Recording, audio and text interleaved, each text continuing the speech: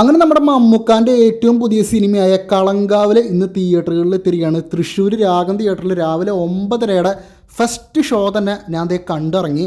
സിനിമയെക്കുറിച്ച് പറയുകയാണെങ്കിൽ എനിക്ക് ആദ്യം തന്നെ പറയാനുള്ളൊരു വാചകം, അത് പലതവണ പറഞ്ഞിട്ടതാണ്, എന്നാലും ഒന്നും കൂടി പറയാണ്, അറിയാലോ മമ്മൂട്ടിയാണ്. അത് പറയാണ്ട് നമുക്ക് ഈ ഒരു സിനിമയുടെ റിവ്യൂവിനെ പറ്റി സംസാരിക്കാൻ പറ്റില്ല.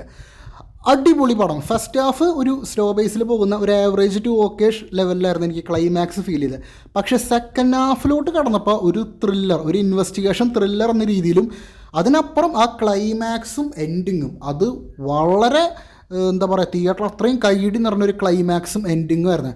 ഒരു ആവറേജ് ടു ഓക്കേഷ് ഫസ്റ്റ് ഹാഫും അതിൻ്റെ ക്ഷീണം തീർത്ത് മൊത്തത്തിൽ സെക്കൻഡ് ഹാഫ് തൂക്കി പടം.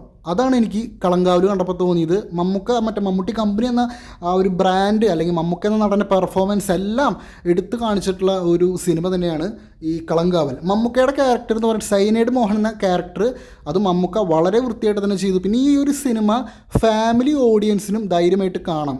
നമ്മൾ ഈ കഥ കേൾക്കുന്ന പോലെ ഈ ഒരു മറ്റേ സീൻസോ അല്ലെങ്കിൽ വയലൻസോ പരിപാടികളൊന്നുമില്ല. ഇത് എല്ലാതരം ഓഡിയൻസിനും ഈ സിനിമ കണ്ട് ആസ്വദിക്കാൻ പറ്റും. അതുപോലെയാണ് കളങ്കാവൽ എന്ന സിനിമ എടുത്തിരിക്കുന്നത്. അതുപോലെ തന്നെ വിനായകൻ, മമ്മൂക്കയുടെ കാര്യം ഇതാണ്. മമ്മൂക്കാൻ്റെ സൈനൈഡ് മോഹൻ എന്ന കഥാപാത്രം ഇത്ര സ്ത്രീകളെ വിവാഹ വാഗ്ദാനം നൽകി പീഡിപ്പിച്ച് അതിനുശേഷം കൊന്നുകളയുന്നൊരു ക്രൂരമായൊരു വില്ലനാണ് മമ്മൂക്ക.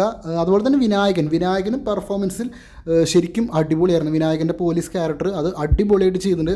യൂണിഫോം ഇല്ലാത്ത ഒരു പോലീസ് ഓഫീസർക്ക്, യൂണിഫോം ഇല്ലാഞ്ഞിട്ട് പോലും വിനായകൻ ക്യാരക്ടർ വളരെ ഭംഗിയായിട്ട് തന്നെ ചെയ്തിട്ടുണ്ട്.